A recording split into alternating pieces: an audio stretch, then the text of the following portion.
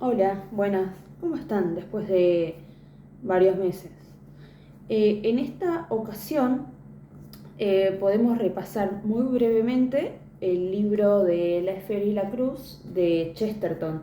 Este libro es una novela en realidad, fue escrito en 1909 por Chesterton y la primera edición de esta editorial, que es de la colección austral, una editorial española, fue en 1940. Este libro en particular es de 1972 y como vemos está medio roto por el paso de los tiempos, por el paso del tiempo.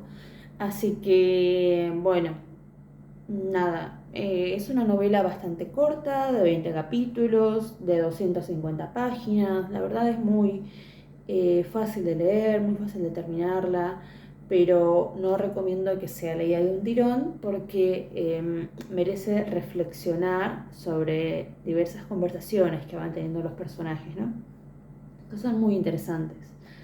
Eh, para los que no conozcan a esta figura tan importante como fue Chesterton, él es uno de los personajes más importantes dentro de lo que es la apologética católica, de la apologética cristiana.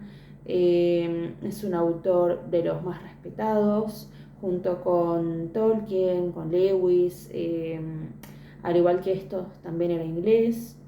Y bueno, su obra más famosa es Ortodoxia. Y esta es una novela que la verdad no es particularmente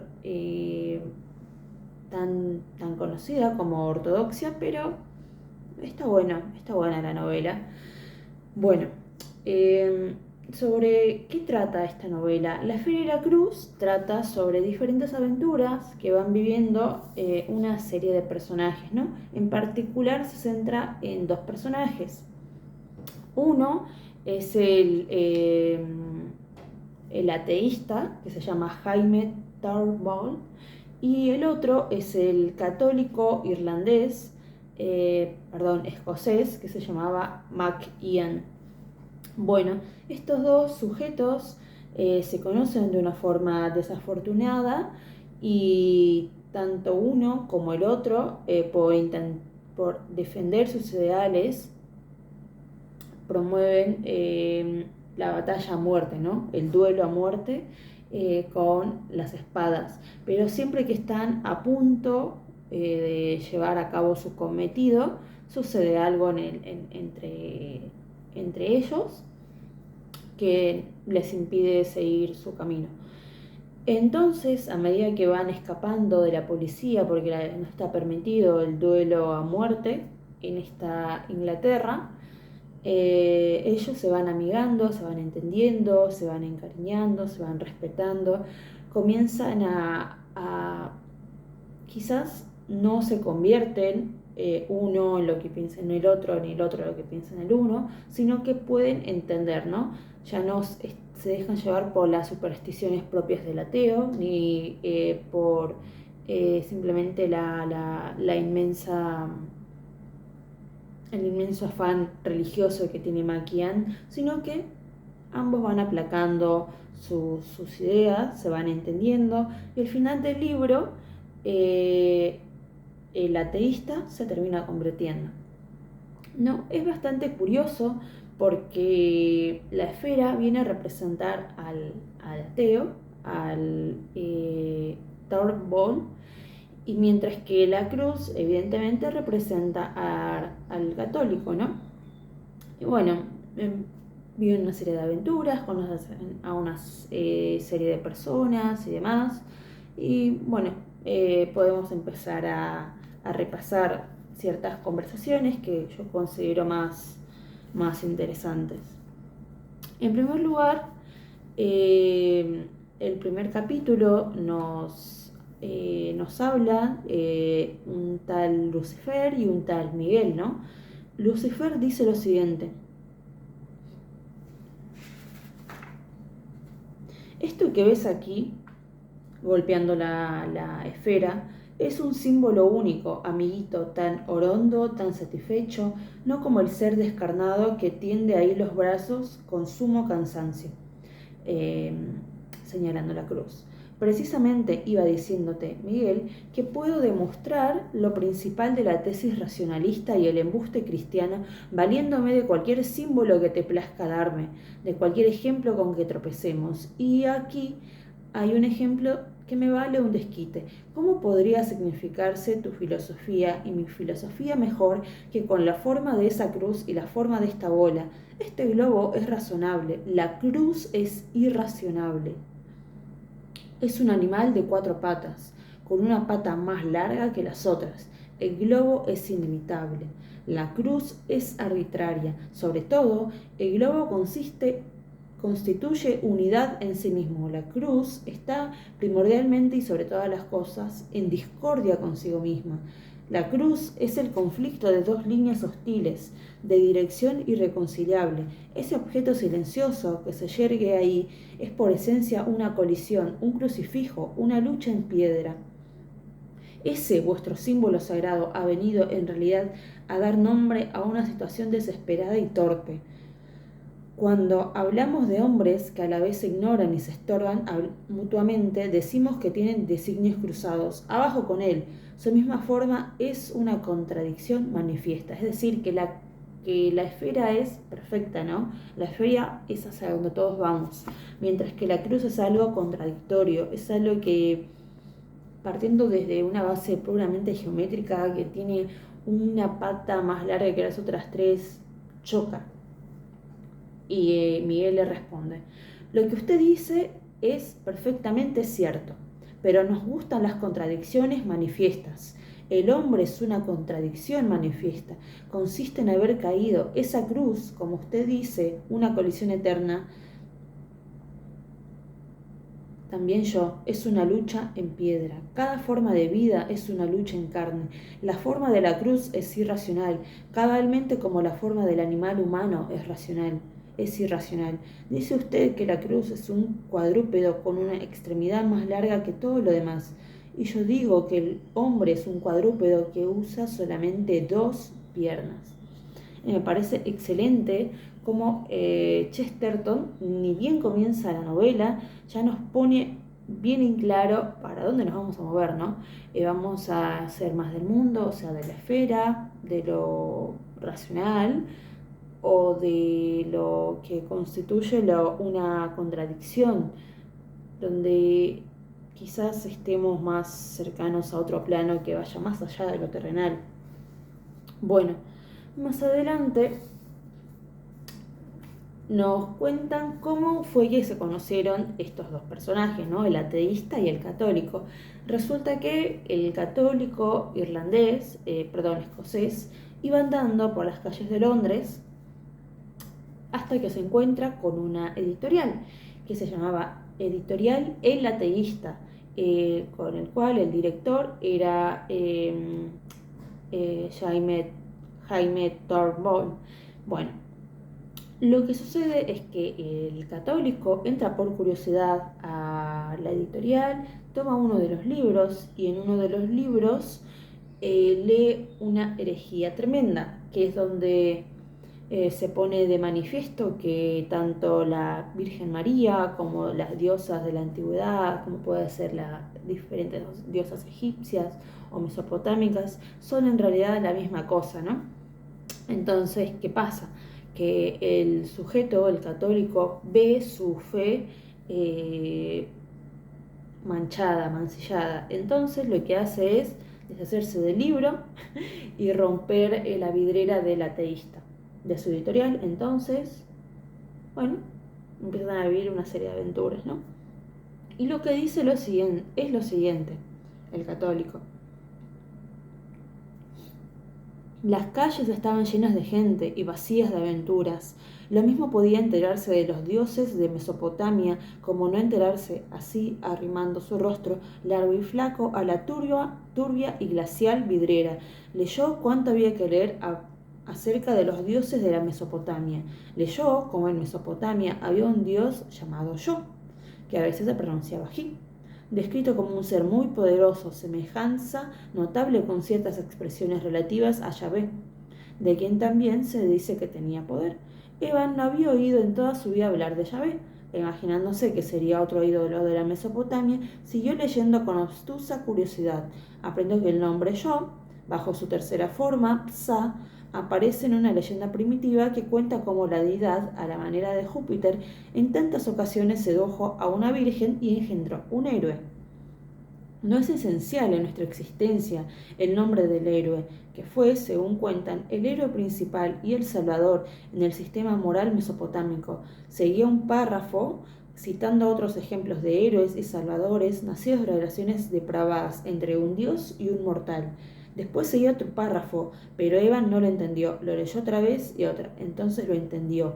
El cristal cayó hecho pedazos en el pavimento y Evan se precipitó por la vidriera de la tienda blandiendo el bastón. ¿Qué es esto?, exclamó Mr. Turnbull. ¿Cómo se atreve usted a romperme la vidriera? Porque era lo más rápido para caer sobre usted, gritó Evan. Con que alto y a luchar, cobarde borracho. Vamos, loco asqueroso, defiéndase. ¿Tiene usted aquí armas? ¿Está usted loco?, le responde. ¿Y usted?, gritó Evan. ¿Quién más que un loco embadurna su casa con porquerías que ofenden a Dios? Defiéndase y a su lucha, repito. Y comenzaron una pelea que terminó con el juez, ante el juez. Bueno, después el católico, frente al juez, cuando está en el medio del juicio, da una explicación de por qué rompió la vidriera, ¿no? Porque hasta ese momento no se sabía por qué. Simplemente un tipo entró a un lugar, leyó un libro que no le agradó y por eso rompió la vidriera. Bueno, frente al juez se aclara por qué lo hizo.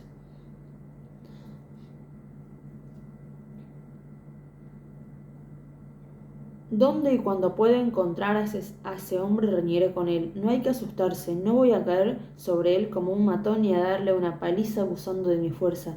Reñiré como caballero, reñiré como reñían nuestros padres. Él escogerá las condiciones, espada o pistola, a pie o a caballo, pero si rehúsa, en todas las partes del mundo escribiré que es un cobarde. Si hubiese dicho que mi madre lo que ha dicho de la Madre de Dios, no se encontrarían en Europa personas de honor que negasen mi derecho a retarle. Si lo hubiese dicho de mi mujer, vosotros, ingleses, me habríais perdonado que la paliase como un perro en medio de la calle. Sepa su señoría que yo no tengo madre ni mujer, tengo únicamente lo que tiene el pobre como el rico, lo que tiene el hombre solo igual que el de muchos amigos. Todo este mundo extraño para mí me acoge, porque en lo más íntimo de él hay un hogar. Este mundo cruel es benigno conmigo, porque más alto que los cielos hay algo más humano que la humanidad. Su nombre no riñe por esto. ¿Por qué reñirá? Yo reñiría por mi amigo, pues si pierdo al amigo yo permanezco. Yo reñiría por mi país, pero si pierdo mi país aún existiría yo. Pero lo que este demonio sueña fuese verdad, yo no existiría, reventaría como una burbuja, desaparecería, no podría vivir en un universo imbécil, no he de reñir por mi propia existencia. Bueno, ahí da su explicación, ¿no? ¿Por qué? Porque lo que leyó es que en realidad la Virgen María es una forma más próxima a nosotros de entender a los dioses de la Mesopotamia, ¿no? Porque, bueno, en estos relatos antiguos siempre existió la idea de que un dios bajó a la tierra, preñó a una mujer virgen y de ese bebé nació un salvador, un héroe, etcétera, ¿no? Entonces decían que era lo mismo y por eso fue que rompió la vidriera. Más adelante nos compara a la iglesia frente al Ateneo Club, o sea, lo sublime, lo eterno versus lo efímero. La iglesia no es una cosa como el Ateneo Club. Si el Ateneo Club perdiese todos sus miembros, el Ateneo Club se disolvería y dejaría de existir.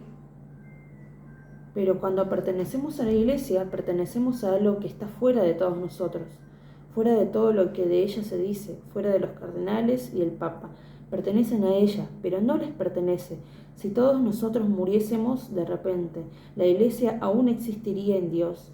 ¿No ve usted, embrollón, que estoy más cierto de su existencia que de mi propia existencia? No obstante, usted me pide que confíe en mi temperamento, en mi propio temperamento, que pueden alterar 2 botellas de vino o un ataque de ictericia. Usted me pide que confíe en él cuando me inclino hacia usted y que no confíe en lo que yo creo existe fuera y por encima de mí, más real que la sangre en mis venas. Bueno, ahí está, ¿no? O sea, la iglesia es lo que pertenecemos, pero no es a lo que está fuera de nosotros. Todos pertenecemos a ella, no solamente los cardenales, o sea, la parte más jerárquica de la iglesia, sino los que pertenecemos a la iglesia somos todos los bautizados. Bueno, más adelante comienza una conversación de por qué es importante Dios. O sea, Thorvald, el ateo, dice lo siguiente: ante un sujeto desconocido que creía que el pelearse por la existencia o no de Dios era lo realmente insignificante y que la verdad no vale la pena por lo cual luchar. Pero Thorvald, el ateo, dice lo siguiente: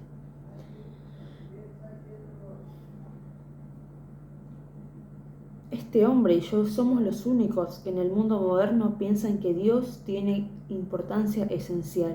Yo creo que Dios no existe, de ahí viene su importancia para mí. Pero este hombre cree que Dios existe y pensando así opina muy atinadamente que Dios es más importante que ninguna otra cosa.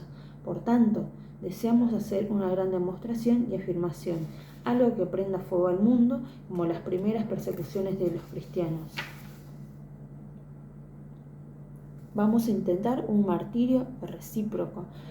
Y ahí dan, ¿por qué no? O sea, tanto para el ateo como para el católico, al final es muy importante defender sus ideales, ¿no? Aún así poniendo en riesgo su propia vida de por qué existe o no existe Dios, en contraposición a la mayoría de la gente que la verdad no creen que sea lo fundamental, ¿no? Sino lo que cada uno debe vivir en su vida privada y va lo que quiere hacer. Bueno, más adelante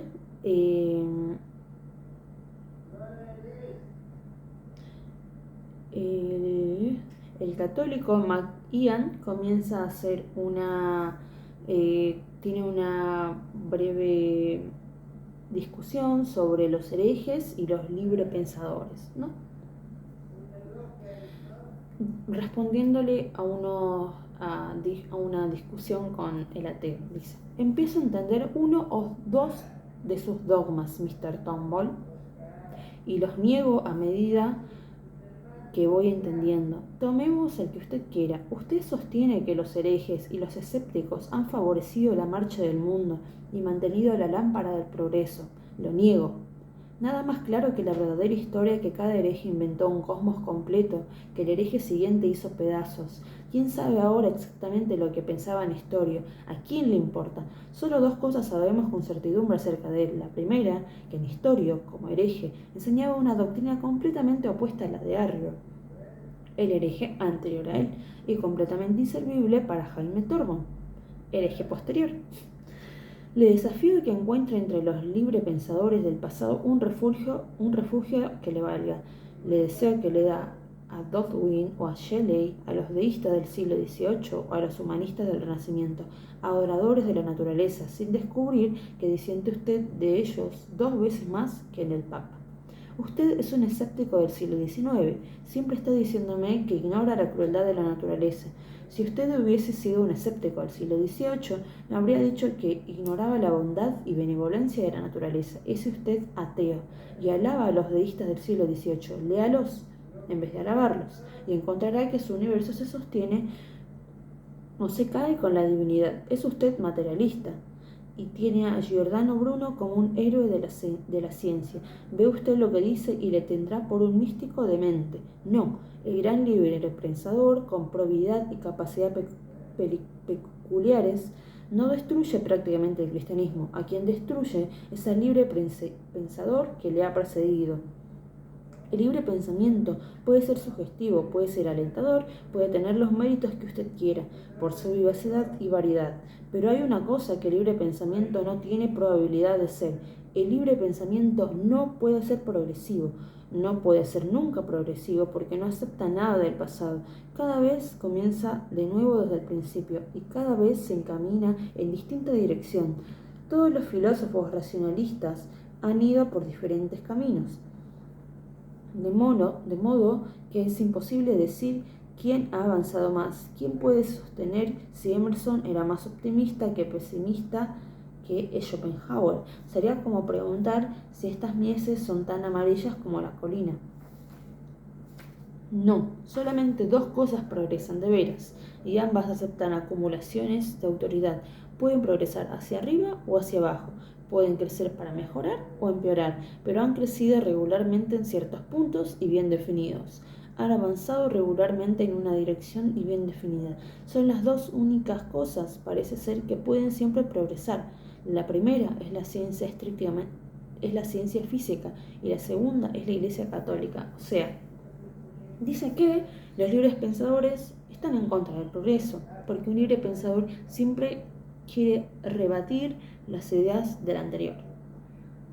Mientras que la ciencia física se apoya en lo anterior e intenta progresar. Lo mismo ocurre con la Iglesia Católica, se apoya en los teólogos, en los padres de la Iglesia de los primeros siglos, de la Edad Media, y a partir de ellos intentan dar una visión cada vez que se acerque más a nuestra realidad tangible, ¿no?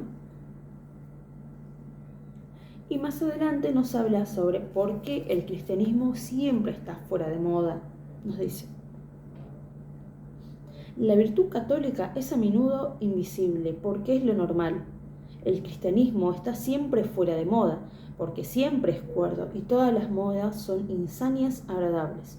Cuando Italia enloqueció por el arte, la iglesia parecía demasiado puritana. Cuando Inglaterra enloquecía por el puritanismo, la iglesia parecía demasiado artística.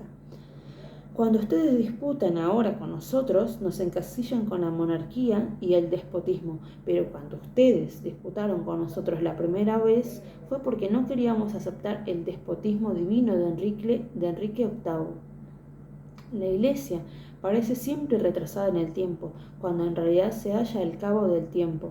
Aguarda a que se consume la marchitez del último estío. Tiene la llave de una virtud permanente, o sea, que el cristianismo siempre parece estar fuera de moda, ¿no? Y nos pone, en Italia parecía demasiado puritana, mientras que en Inglaterra, sumida en el puritanismo, parecía demasiado artística, ¿no? Y a ellos se les acusa, a los católicos, de que son monárquicos y están a favor de los déspotas, mientras que realmente uno de los primeros déspotas fue Enrique VIII, que se separó de la iglesia. Y más adelante nos habla de por qué hay que ser como niños. Nos dice, en una discusión que tuvo con Turnbull dice: confío lo bastante en la rectitud de mi entendimiento para considerar y discutir la idea, pero habiéndola considerado, pienso que Fleet Street tiene razón. Sí, aunque el Partenón esté en un error. Pienso que a la par del progreso del mundo se engendran otras atmósferas psicológicas, y en estas atmósferas es posible hallar delicadezas y combinaciones que en otros tiempos habrían sido representadas por algún símbolo grosero. Todo hombre siente la necesidad de un elemento de pureza en lo sexual, y tal vez ninguno pueda alcanzar un tipo de pureza más que en la ausencia de lo sexual. Se reirá usted si le digo que en Fleet Street hemos creado una atmósfera en la que un hombre puede ser tan apasionado como Lancelot y tan puro como Galahad. Después de todo, en el mundo moderno hemos formado muchas atmósferas como esta. Por ejemplo, tenemos un aprecio nuevo e imaginativo de los niños. Y el católico le responde: ciertamente, y lo ha mostrado usted muy bien en uno de los más brillantes escritores jóvenes del bando, cuando dice: a menos que seáis como niños, no entraréis en el reino de los cielos, que lo dijo Jesucristo. Pero usted tiene razón completamente. Hay un culto moderno por los niños. ¿Y qué es, pregunto yo, el culto moderno por los niños? ¿Qué es ello, en nombre de todos los ángeles y diablos, sino el culto de la virginidad? ¿Rendiría nadie culto a ser alguno solamente porque fuese pequeño o en cierne? No. Ustedes han querido huir de este ideal, y en el mismo punto que han señalado como meta de la huida resulta ser el mismo ideal de que huyen. ¿Me equivoco al decir que estas cosas parecen eternas? Y John Ball dijo de pronto: pero yo no puedo creer en ello. Y el católico le dijo: no respondió nada, porque era incontestable. Bueno, dice que el ateo, que hoy en día las nuevas atmósferas, la modernidad, tiene un aprecio significativo hacia los niños, ¿no?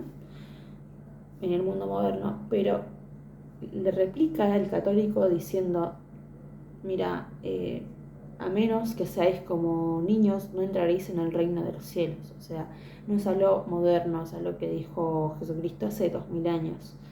Y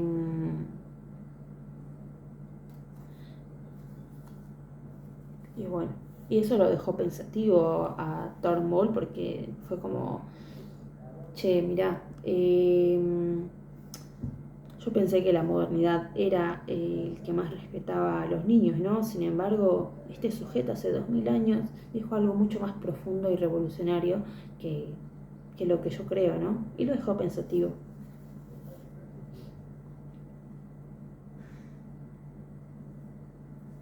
En una de sus tantas cacerías, en uno de sus tantos enfrentamientos, dijo: